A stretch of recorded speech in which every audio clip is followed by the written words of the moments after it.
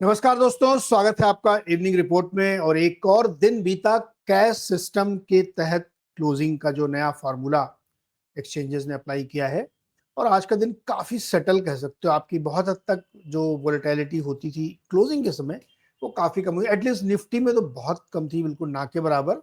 Bank Nifty में थोड़ा बहुत ऊपर नीचे हुआ, सेंसेक्स में भी कह सकते हैं, लेकिन चूंकि एक्सपायरी थी तो उसकी वजह से आप कह सकते हैं। लेकिन अब धीरे धीरे चीज़ें नॉर्मलाइज होती हुई दिख रही हैं। लेकिन मार्केट का मूड सेंटीमेंट कैसा था, क्या था पूरा डेटा, इसको आइए समझते हैं। तो बिग पिक्चर ये है, इस समय तीन महत्वपूर्ण चीजें हैं। एक तो जैसा मैंने कहा कि market was digesting cash system. Nifty 50 today also close flat. RIL supported the gains, मतलब अगर निफ्टी फ्लैट भी बंद हुआ है 10-11 पॉइंट ऊपर, तो उसमें अगर आप रिलायंस को निकाल दें तो मार्केट बहुत वीक हो जाता। मोमेंटम अच्छा था शुरुआत में ही, लेकिन इस मोमेंटम को आईटी ऑटोमोटिव स्टॉक्स ने कैप किया। और ब्रेंट ऑयल अगेन 80 के आसपास कंसोलिडेट कर रहा है, हवर कर रहा है, ऊपर नीचे कहीं नहीं जा रहा है। और गोल्ड में 4300 के आसपास के लेवल्स दिखाई दे रहे हैं। तो ये है बिग पिक्चर इस समय मार्केट की। डिटेलिंग में देखिएगा तो 11 पॉइंट निफ्टी ऊपर है। कल 10 पॉइंट ऊपर था, आज 11 पॉइंट है, लेकिन कल काफी ज्यादा नीचे से ऊपर आया था, इसलिए वो था। लेकिन आज ऐसा नहीं हुआ है। 500 बिल्कुल फ्लैट था। बैंक निफ्टी में थोड़ी सी मजबूती थी, और मिड कैप में हल्की सी नरमी, स्मॉल और माइक्रो कैप में थोड़ा थोड़ा हुआ। तो ये आंकड़े जो मार्केट के हैं ना, ये कोई बहुत विशेष कहानी आपको नहीं बता रहे हैं। मोटे तौर पे ऐसा लग रहा है कि मार्केट या तो फ्लैट है या थोड़ा सा उसका नेगेटिव टोन है। मे भी ये कैश की वजह से थोड़ा सा कंफ्यूजन हो, तो लोग कम ट्रेड कर रहे हो, थोड़ा सा संकोच कर रहे हो, क्योंकि पता नहीं कब कहाँ क्या चीज कैसे सेटल होगी। लेकिन अगर आप इसको देखें कि कैश सिस्टम से अब कहाँ है, तो आज थर्सडे को केवल 8 पॉइंट आप निफ्टी में कह सकते हैं कि ऊपर नीचे झंझट हुआ क्लोजिंग और बाद के सिस्टम की।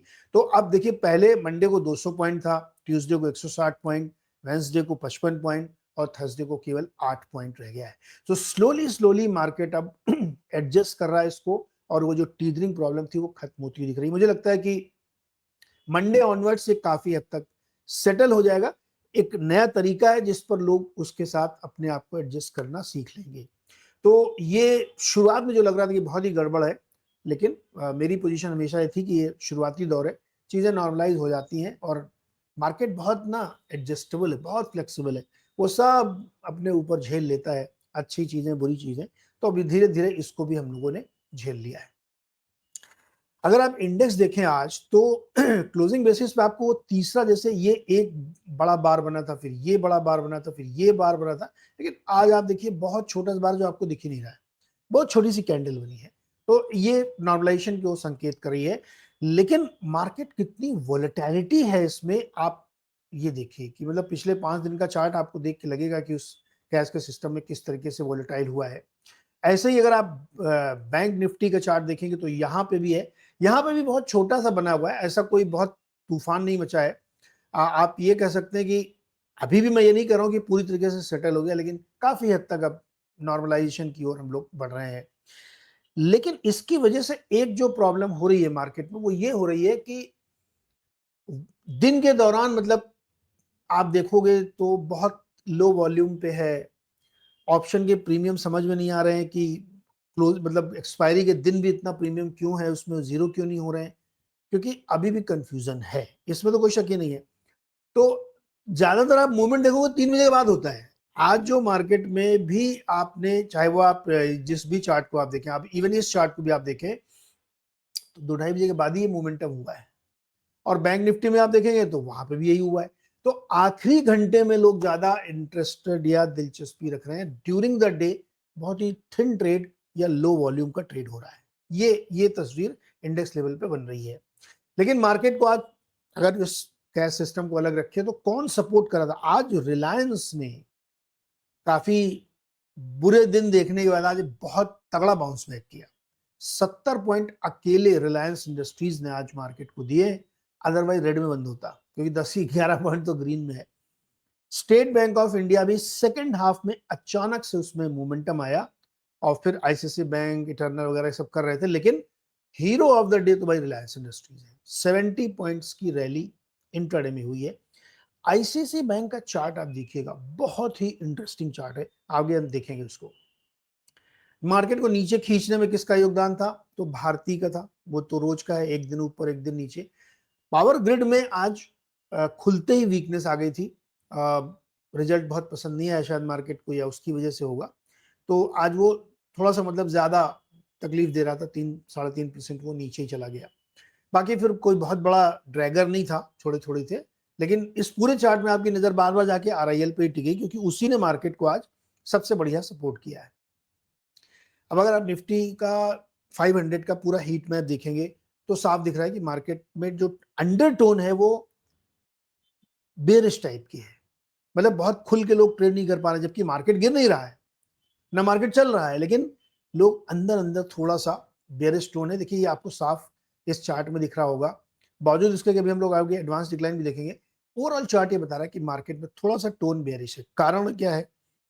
देखिए क्रूड अब 80 पे आके टिक गया है, कैश का सिस्टम चल रहा है, और यूएस की जो डील मंडे को होनी थी वो थर्सडे हो गई है, अभी तक हुई नहीं है। होगी कि नहीं होगी पता नहीं। अगर वीकेंड तक में कुछ उल्टा सीधा बयान आ गया तो क्रूड फिर से भाग जाएगा। तो ये मन में एक डर, एक आशंका तो है, और ये बहुत ही वाजिब है, इसमें कोई गलत नहीं है। तो उस डर के नजरिए से आप देखेंगे तो इसमें दो ही स्टॉक चमक रहे हैं खाली। रिलायंस इंडस्ट्रीज 3.5%, स्टेट बैंक लगभग 3%। इसके अलावा पूरे चार्ट में आपको देखिएगा टोन बेयरिश का है। किस किस सेक्टर ने मजबूती दी? तो बैंक सेक्टर को आप ना थोड़ा बैंकिंग फाइनेंस को दो हिस्सों में बांट के देखिए। पीएसयू बैंक आज ज्यादा प्रदर्शन अच्छा कर रहे थे, और जो प्राइवेट बैंक थे उसमें उसमें आधे एक तरफ थे, आधे एक तरफ थे। तो कुछ में जैसे एचडीएफसी बैंक में कोई मोमेंटम नहीं था, लेकिन आईसीआईसीआई बैंक ने बड़ा अच्छा मोमेंटम दिखाया, तो उसकी वजह से आपको निफ्टी बैंक में मजबूती दिखेगी। फाइनेंशियल सर्विसेज अच्छा कर रही थी। Real estate, media, auto, metal और आईटी में आज भी प्रेशर था। अब ये थोड़ा थोड़ा सा यहाँ पे प्रॉफिट बुकिंग हो रही थी। रिलायंस का चार्ट देखिए आप, बेहतरीन चार्ट है। ओपनिंग के साथ ही उसने जो मोमेंटम बनाया वो कंटिन्यूअसली बनाया और 3.5% ऊपर गया। बड़ी बात है ये, 3.5% एक दिन में रिलायंस चला है, तो दम लगा के चला। उसका रीजन था, देखिए बहुत पिट गया था, बहुत पिटा था स्टॉक, तो एकदम से वो फिर खींच के लाया उसको, 1350 पे हुआ। I won't be surprised if similar kind of pattern if you can see in the coming days in HDFC Bank, क्योंकि उसकी भी बहुत जबरदस्त धुनाई हो चुकी है और बहुत बढ़ चुका है वो स्टॉक, तो कभी एक दिन उसमें भी ऐसा हो सकता है। स्टेट बैंक को देखिए आप, सेकंड हाफ से यानी 1 बजे के बाद से उसमें मोमेंटम आया, तो बिल्कुल डे हाई पे जाके वो बंद हुआ है। हालांकि बाद में उसमें भी थोड़ी बहुत वोलेटिलिटी हुई, लेकिन फाइनली 2.25% के आसपास ऊपर जाके बंद हुआ। नतीजों से पहले भी आप कह सकते हैं कि इस तरह का प्रदर्शन स्टेट बैंक दिखा रहा है। आईसीआईसीआई बैंक में देखिए आप, क्या गजब मोमेंटम। मुझे लगता है इसमें ट्रेडरों ने कैसे पैसा बनाया होगा, बड़ा डिफिकल्ट। देखिए गैप डाउन आप देखिए, एक रेड कैंडल बड़ी सी गैप डाउन, फिर वहां से ऊपर गया, फिर नीचे, ऊपर नीचे ऊपर नीचे करते दोपहर में 1 बजे के आसपास फिर पटक दिया इसको, और फिर वहां से रिकवरी हुई, और आखिरी में आप देखिए मतलब पूरे दिन के बराबर का एक ग्रीन कैंडल।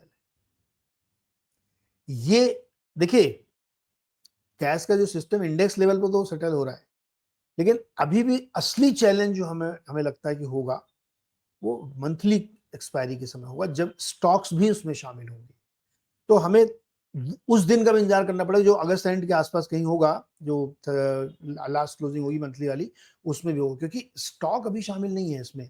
तो स्टॉक में भी बड़ा मोमेंटम आपने देखने मिल रहा है। और आप देखिए कितनी बड़ी ग्रीन कैंडल है आईसीआईसीआई बैंक, पूरे दिन छका रखा है इसको, तो अपने यहाँ कहते हैं छका दिया, एकदम घुमा रहे हैं चारों तरफ, वो इसमें चलता रहा। पावर ग्रिड में आप देखिए गैप डाउन खुला था, और उसके बाद धीरे धीरे धीरे धीरे गया और एकदम डे लो पे आके बंद हुआ। लगभग 4% के आसपास में वीकनेस आई, 270 पे गया है।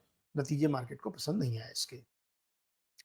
एडवांस डिक्लाइन में बहुत अच्छा नहीं है। 210 282 अगर आप 500 के चार्ट लेके चलेंगे तो भी बहुत अच्छा नहीं है।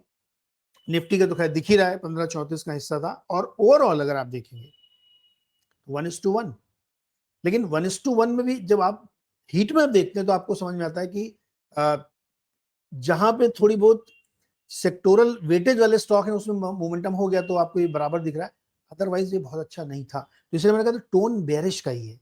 वो कैश की वजह से है, क्रूड की वजह से है, या अनसर्टेनिटी की वजह से है, जो भी रीजन है, टोन बेयरिश का है। और पूरे मार्केट को समझने के लिए एक ही चार्ट बेस्ट होता है, वो हीट मैप।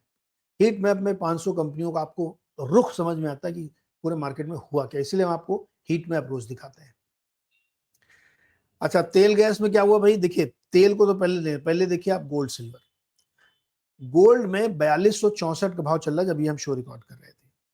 सुबह थोड़ा और 10-20 डॉलर से ऊपर था, लेकिन एक करेक्शन न होना इसमें और सीधे 150 $200 300, मतलब 4040 डॉलर, 4050 मान लीजिए आप, तो सीधे $200 की रैली ओवरनाइट हुई है इसमें और उसको सस्टेन कर रहा है मार्केट अब तक। आप देखिए 1,49,000 भाव पहुंच गया इंडिया में, 3,000 का भाव बढ़ा है एमसीएक्स में। और यहां पे भी देखिए 228 सीधे 227। तो चांदी में भी 54, 55, 53 तक चली गई थी, अब देखिए सीधे $62 पे खड़ी है।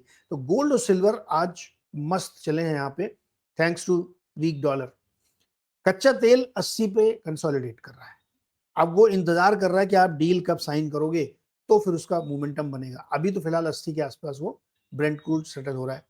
बॉन्ड यील्ड 676 पे है, थोड़ी सी नॉर्मलाइज है।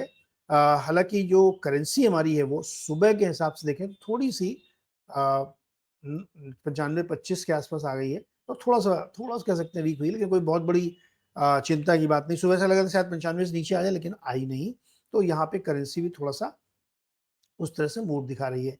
तो नेट नेट आज का बाजार दोस्तों, आप ये कह सकते हैं कि कैश सिस्टम अब सेटल हो रहा है धीरे धीरे।